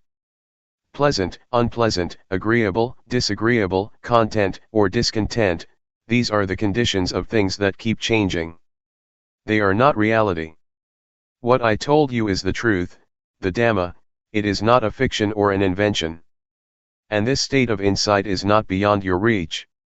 It is in your capacity to attain the truth, to realize the truth. Keep practicing. Develop awareness as much as possible. Do not waste your time on thoughts or on the thinking process. Just practice. Do not dwell on your thoughts. That's all for today. July 9, 1997. A handful of Buddhism. We are learning to practice meditation. The purpose of meditation is to develop awareness and mindfulness. The more we exercise awareness, the more we develop it. It will become present in our bodies, and our minds will become familiar with our bodies because of mindfulness. Try to make your mind familiar with your body, so that it will be with your body. People are differentiated by their actions, karma. Karma is the determining factor that differentiates all of us. If we practice mindfulness, it is the action that can determine our lives and have an effect on us. Keep practicing mindfulness. If we practice enough and properly, it already includes the training in higher morality, the training in higher concentration, and the training in higher wisdom, or what we call, the threefold training. There are many things that keep us from being aware, and keep us from knowing. There are sensations, or feelings. If we are caught up in feelings, our mind is turned from ourselves or from the body, and we do not experience awareness. Unintentional thoughts also keep us from being aware. Be they good thoughts or bad thoughts, if we are distracted by them, awareness disappears and we cannot create the desirable karma of practicing awareness. So try to turn your mind away from those feelings and thoughts. Do not become distracted or disturbed by them. If you become aware and keep knowing your body, you will realize later that the unintentional thoughts are like the garbage. They are undesirable and we are no longer tempted by them as before. We do not refuse or reject feelings or thoughts, but we are not to be caught up in any of them. Mindfulness enables us to be aware of these feelings and thoughts, and mindfulness enables us to bring the mind back to the body's movement. We keep knowing, keep being aware, and keep returning our attention to our bodies, rather than being lost in our feelings, emotions, or thoughts. These will give rise to insight. We will see clearly that the unintentional thoughts are garbage that cannot trick us anymore. Formerly we may have enjoyed thinking the thoughts, falling into them, getting caught up in them. But once we see them as garbage, we feel ashamed of ourselves, and we no longer want to bother with them. This is the insight that you can achieve from thoughts themselves. They give you this lesson. When thoughts arise, just be aware of them. And I myself, as I told you yesterday, have been caught up in thoughts for many years, never aware of how they determined my life. But one day I was suddenly aware, I suddenly understood. I suddenly bumped into a thought, saw it face to face, and finally overcame it. My thoughts could not tempt me or trick me anymore. This was the decisive victory. Before that, I was the slave of my thoughts which concocted greed, hatred, and delusion.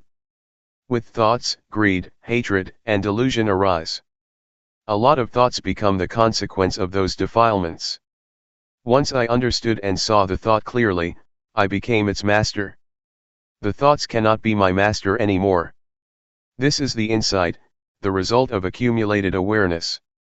The four categories, body, feelings, mind or thoughts, and mind objects, keep coming into our lives. We experience all of them. During practice, they keep coming, keep arising, and keep disturbing our minds. We do not know how to deal with them because we do not have enough mindfulness. But if our mindfulness is strong enough, they just come for us to learn and see their nature clearly, to see that they are temporary states of mind. There are two kinds of nature, the nature of body and mind, and the conditional state of body and mind. These are the two aspects of body and mind that we can realize, that we can understand. Later we can see where thoughts come from. Where are they? What is their source or origin? What is their stronghold? We can know it all. We will also be able to know the three characteristics, impermanence, unsatisfactoriness, and no self. We will know what they are, and we see everything in terms of them. This insight is possible because of the mindfulness that we keep developing. Everything that we experience can be put into two realms, body and mind. It is all related to these two realms, body and mind, and no more than that. When we are aware of the body and mind, we can see the two aspects that I mentioned earlier, the true nature of body and mind, and the conditional or the temporary state of body and mind. For example, feelings, whatever they are, heat or cold, pleasure or pain, happiness or suffering, these are not the true nature of body and mind. They are just the temporary states or conditions that keep changing. This reality or insight will reveal itself. These are the insights that keep coming to the mind. Be attentive to your practice. Do not bother with the practice of other people, looking to see how they practice, or how long they practice, or how well they practice. Don't worry about whether you yourself are practicing rightly or wrongly. Just keep knowing. Just maintain awareness. Just stay mindful. All your problems will be solved on their own. After you have progressed to a certain extent, you will find that many problems just disappear on their own, like drowsiness or scattered thoughts, etc. Mindfulness is the only fundamental of the practice. Just stay firm with mindfulness or awareness. There is no more than that. With mindfulness, the factors in codependent origination can come to their end. When you have contact with the world and have feelings, they will not produce defilement or any consequences. They just stop there if you have mindfulness. But if you do not have mindfulness, they will produce other factors. So just let the progress of codependent origination stop at the stage of feeling, and there will be nothing more. Once insight into body and mind arises, delusions appear, and the truth will reveal itself. After you have insight into body and mind, another insight will result, the understanding of conventional reality and the ultimate truth. With that, greed, hatred and delusion are reduced. You achieve insight into the three common characteristics of impermanence, unsatisfactoriness, and no self. Again, this will reduce greed, hatred, and delusion dramatically. These are the results of the practice. They are the insights that will occur on their own. That's why I always say that the practice of mindfulness is the perfect formula of meditation. It is perfect in every step, every stage of the practice. There is no more than that. All virtues, all teachings are included in the practice of mindfulness.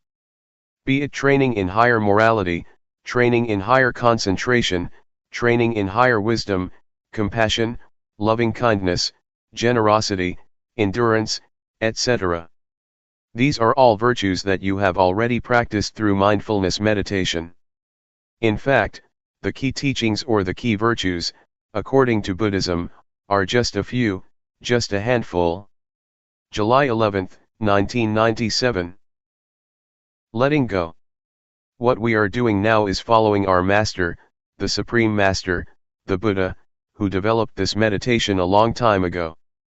He used his body and mind as the text or scripture for study, studying the Dhamma through cultivating awareness of the body and mind. Apart from the body, we should also be aware of feelings, thoughts, and mind objects. Mind and body are like a sutra that covers a lot of subjects, a lot of knowledge that we should know. We are able to learn about heaven, hell, happiness, suffering, morality, concentration, and wisdom, from our body and mind through awareness cultivation. The causes of disturbances and problems in this world are in the realm of body and mind. On the other hand, the cause of peacefulness and happiness can also be found in the realm of body and mind. I need not explain more about this, but I would like to talk about the practice. The practice can be done by cultivating awareness of the body. Please try whatever techniques that can be used for awareness cultivation. Actually, what Luangpor Teean taught is very up to date, never obsolete, very modernized, and suitable for the modern age. This method is a universal one because everybody has body and mind. All of us have the same properties, regardless of nationality, language, race, gender, etc. We all have the same properties of body and mind. Just try to breathe in and breathe out with awareness. When you breathe in, be aware of that in breath, when you breathe out, be aware of that out breath. And we will become one. Breathe in and breathe out. Let's try breathing in and breathing out. If we have awareness, all of us will become one. Otherwise, we are different people, behaving differently in our own way. Awareness, mindfulness, or the breath, are all things we already have, so they are not difficult to practice. The awareness of breath and the awareness of the body's movement are the same.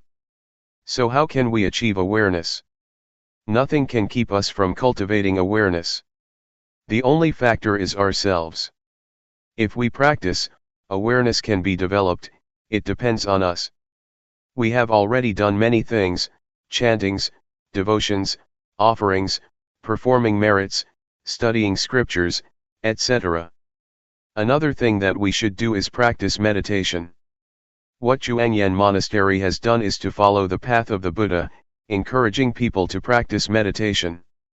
Although not many people are interested, it is a good activity. Other Buddhist practices such as offering food to the monks, offering materials to the temples, observing the precepts, or studying the texts, are not lacking in society. What we lack is awareness. We have problems regarding the body and mind. We suffer because of body and mind. Greed, hatred, and delusion arise because we do not know how to deal with body and mind properly. For example, delusion occurs when the eyes or ears make contact with a sight or sound, and we are not aware. When you have awareness, forgetfulness and delusion just disappear. They are opposites. When awareness arises, the forgetfulness cannot stand. It just disappears. I would like to ask all of us, which, up till now in our lives, has been more powerful, awareness or forgetfulness? It is not difficult for awareness to arise if we start counting on ourselves. Buddhism starts from the individual, transforming the individual first.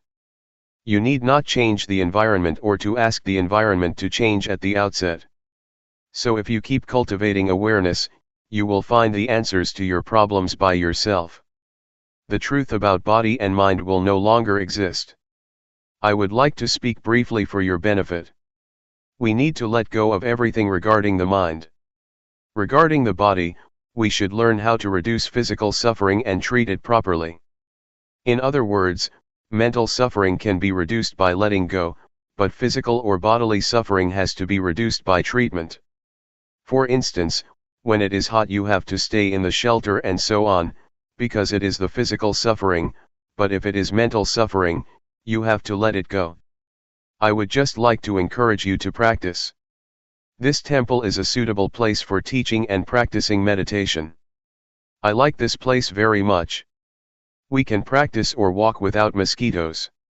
In my temple in Thailand, when I moved hand, I have to keep the mosquitoes away, but here it's very easy. So it is a suitable place that provides a good environment for practice. I do not know whether you benefit from this place or not, but I myself benefit a lot. My health is much better and I also have good ideas. 3 years ago, I had interesting ideas, and I put the talks into a small booklet about the Dhamma. Since my talk has to be translated, it can't be continual because I have to pause for the translation. So I only say about 50% of what I would like to. If I were to speak in my dialect I could continue my talk more easily, but that's okay, do not take it seriously. It's better to have a question and answer session. I have to go tomorrow, so this is your last chance. Question: what should I do when I have no thought during the practice, and what should I do when I am aware of my body's movements but all kinds of thoughts arise simultaneously? Answer: what you should do is be aware of the thoughts that arise, that's all. When no thoughts arise, just be aware of your body's movements. When I practice, sometimes I lose my sense of self, but when it seems that I myself have disappeared, I just touch myself to regain my sense of self. Question: with awareness, one may attain the state of no self or even reach the level of arahant. Is the eradication of the 10 fetters that an arahant should achieve, before he reaches enlightenment also possible through awareness? Answer: awareness gives rise to higher morality, higher concentration, and higher wisdom.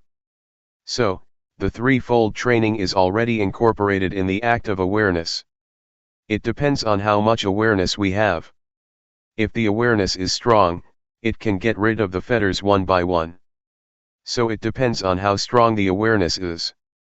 The more powerful it is, the more likely it is that it can overcome or dissolve the fetters. Question: how do we enhance the changing conditions of our bodies and minds with awareness during our practice? For instance, what do we do if the mind becomes neutral? Answer: a neutral state of the mind means that the mind is ready to be happy or suffer. Just be aware of that neutral state. If it transforms into a pleasant feeling, just be aware of it. If it becomes an unpleasant feeling, just be aware of it. At the same time, if there is no thought, just recognize that there is no thought. When a thought arises, just be aware of it. You need not do anything with your mind or make it move from that state. Just practice and be aware of your body's movements, that's all. Question: is there any difference between the awareness that we are developing, and the awareness of the Buddha? Answer: they are the same. If you develop awareness to a certain point, your mind will be at the level of sustained observance, constant awareness. It is a sustained awareness, keep seeing and keep knowing all the time. This state of sustained awareness will include morality, concentration, and wisdom, and it will also enable you to see the cause of suffering. This state of awareness will lead to the cessation of suffering. So, this is the state of Buddhahood. The awareness of the Buddha is the awareness that enabled him to see the Four Noble Truths: suffering, the cause of suffering, the cessation of suffering, and the path to the cessation of suffering. If you achieve the state of sustained awareness, the practice is over, you have already reached the end of the practice. I would like to encourage you to practice and train yourself to deal with mind and body properly. For example, when anger arises in your mind, just know it. Just be aware of it. Do not become lost in it or identify with it. The same applies to sufferings and even happiness. Just see it, be aware of it, do not get caught up in it. This will enable you to transcend the world. You will still live in the world and interact with people, but you will be above the influence of the world. Question: is it alright to use wisdom to penetrate greed that comes on very strong and repeatedly, instead of just being aware of it as Luangpor suggested? Answer: it is alright for you to penetrate it like that. In fact, awareness itself can be transformed into an act of penetration. If you penetrate, you can see how impermanent, unsatisfactory, and selfless greed is. Yes, it is alright. Greed is the desire to have more. If you work and get $7 an hour, you want more, $10 or $15. That is greed. But if you work and get money in return, say $7, and just concentrate on the work you do, that is not greed. Greed is a desire that arises in the mind, not the act of working to earn your living. July 12, 1997. An outline of the insight. I am just repeating an old story, because this is the old path that the Buddha walked a long time ago. It is the single path, the supreme path, that we should walk for our well-being. That which finds the path is mindfulness. Mindfulness will tell you the right path. It is the mental eye that sheds light for you while you are traveling on the path, and it will tell you whether you are walking on the right path. In fact, mindfulness is not out of the realm of body and mind. The more we are aware, the more we are able to understand the body and mind. After we are aware of the body and mind over and over, we will have insight into them. Previously, you took body and mind as yourself, as belonging to you, but once you have insight into body and mind, you see them as they really are. We use mindfulness or awareness as the eyes for us, to look into the body and mind, and the truth will manifest itself. This will enable us to understand the nature of body and mind, to see and understand why the body and mind do good or bad, to understand the sickness or the suffering of body and mind, and to see the conditions or the factors that give rise to these sufferings. It also enables us to understand the activities, the temporary state or conditions, of body and mind. These truths will manifest themselves to us. Insights occurs to us like a door that is opened. Once it is opened, we can look and see inside, and everything inside is clear to us. So, when we have insight into body and mind, the truth of body and mind will be apparent. We will see the sufferings of body and mind, and we are interested to see what else come after them. We keep seeing, and keep knowing the truth regarding body and mind, step by step. The truth just goes, and we just follow it as it opens or manifests itself to us one by one. It is like when we study and have an understanding of the subject, the understanding keeps increasing because one leads to another. Insight is like that, it expresses or manifests itself, and we just follow it. Our body is not ours. It is beyond our control, nobody can control it, and no one can be its master. It just goes on its natural way, we cannot control it. And you will see clearly if you look closely. You will be aware that feelings and sensations are constantly arising. There are feelings and sensations at every moment. Please do not think that feelings just happen when you feel tired or exhausted. They occur all the time and happen every moment. They arise and cease, continually. The continuity of sensation is like a flow. In fact, we have already suffered enough from this continuity. Moreover, we still bring other sufferings into our minds. We suffer when we are subject to old age, sickness, or death, when we experience the undesirable, when we depart from the desirable or beloved ones, or when we cannot fulfill our wishes or cannot reach our expectation. These are all conditions of life that we grasp because of our ignorance, which gives rise to more suffering. But once we know the truth, the reality, these phenomena cannot affect us. Once we know, we just let go. The knowledge which results from meditation is not just knowledge because it also transforms our lives. When we look into it, we realize the truth that is inherent in body and mind. And it just manifests itself. When the truth of body and mind is realized, our minds are transformed and our perceptions changed. When you see suffering, it manifests its reality, its nature. So, once we are aware of it, suffering is transformed into happiness, and ignorance is transformed into wisdom. Furthermore, we will understand the truth of goodness and religion. What is religion? What is the teaching? What is the truth? These are the insights we will have at this stage of practice. The insight that I mentioned is the first stage of insight, called insight into body and mind, or reality regarding body and mind. We will know once we have such insight. Luangpor Teean suggests that after we achieve such insight, we go a step further. In this step, we speed up our practice, moving our hand more quickly or walking faster. At this time, Since we already have mindfulness, we don't need to create it. It is already in us. This time you use mindfulness to look into your body, your mind, your thoughts, and your emotions. This is what we call the stage of mental practice, that is, we emphasize looking at our thoughts. And this state of mental observation is the state that keeps our mind calm, because once we see the thoughts we are not shaken, disturbed, or annoyed by them. We just stay in the state of purity, or pure mind, because our minds are constant and not disturbed by any thoughts. We call this stage, since the mind is normal, the state of sila, morality, the perfection of sila, because sila in Pali means constant, or normal. Since our mind is not disturbed, shaken, or moved by any thoughts, it is called concentration. And since the insight enables us to see what is right and what is wrong, this is wisdom. At this stage we have achieved the threefold training. And this threefold training can eradicate defilement.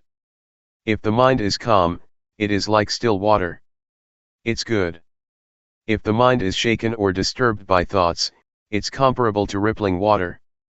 Calmness and irritation are both states of mind. The water is not the waves are not the water. A wave is just the condition or a temporary state of the water, not its real nature. The same applies to mind. Anger is not mind. It's just a condition of mind, a temporary state. Some people mistake anger as mind or take anger as self. Once anger arises, these people become lost in their thoughts, saying to themselves, "If I can express my anger, I would not regret it even if I have to die." They become lost in the anger, taking it to be self. During your practice, you may experience drowsiness or sometimes have no thoughts at all. These are just temporary states of mind that arise and then disappear, passing through our minds and then fading away. If we stay aware and keep looking, keep being aware of our thoughts, we will see that these are just temporary states of mind, and we will be able to differentiate between objects and their temporary states. When we hear the noise of a drum, or the noise of a machine, these are objects. But when they disturb our minds, such disturbance is a temporary state of mind or mental condition. So just keep practicing awareness, and it will enable you to see the nature of objects, and the reality of the temporary states of things, of objects, of body and mind. In fact, there are more details than that, but I just want to give you a sketch or outline of the insight that will occur in this second stage of the practice. Those who achieve this stage may experience joy, bliss, or rapture, since one is single-minded. I just want you to understand this stage so you won't be careless. One monk, after being absorbed in the bliss of this stage, thought that he would not be attacked by the snakes in the forest. So he just walked to his cottage in the forest at night without using torchlight, because he believed that the cobras numerous in his temple would not bite him. He was wrong. Do not be lost in that pleasant feeling or quality. In this second stage of insight, as I told you, you will be able to see and understand conventional reality or conventional truth, objects, and the temporary state of objects. The objects that I mentioned are both internal and external. The internal objects are the eyes, ears, tongue, nose, body, and mind. The external objects are signs or forms, noise or sound, taste, odor, touch, and mind objects. You will understand that whatever happens to these objects are just their temporary states, not their real nature. So, once you know that, you will have an understanding of reality. Whatever happens to you, insight, or the truth, will tell you what to do. Whatever obstacles or difficulties you may experience in your life or in your mind, even if they are hindrances or negative feelings in your mind, the insight into body and mind will rush to help you, and you will get over them, overcoming them easily. You will go straight through them. The second stage of insight, the differentiation between objects and the temporary states of objects, will rush to help you.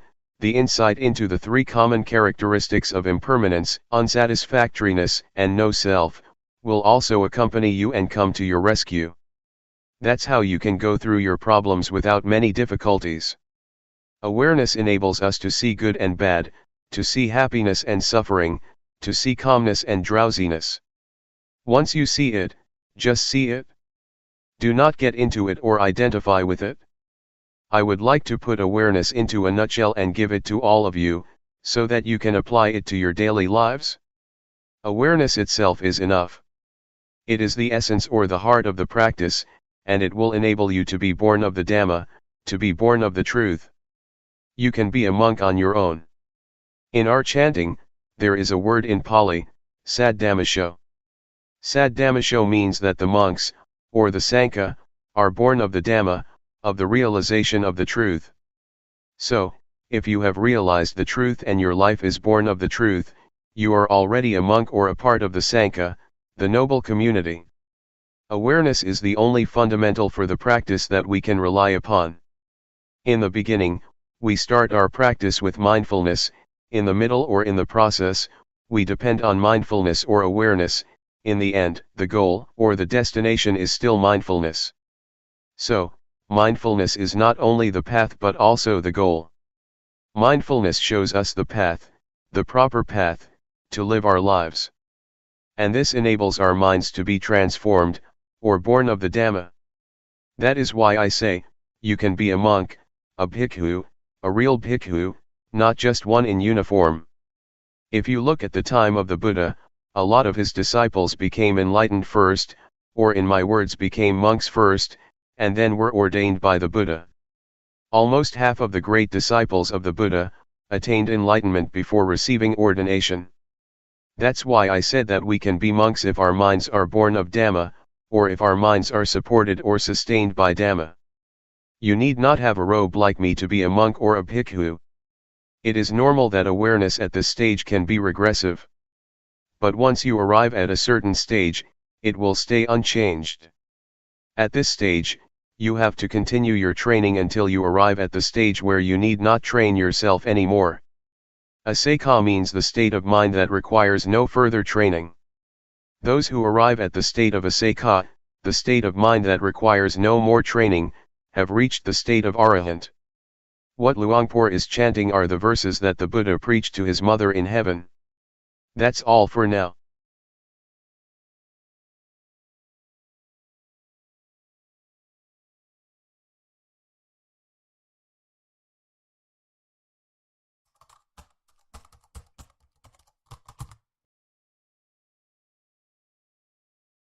May all beings be at ease. Whatever living beings there may be, whether they are weak or strong, omitting none, the great or the mighty, medium, short or small, the seen and the unseen, those living near and far away, those born and to be born. May all beings be at ease.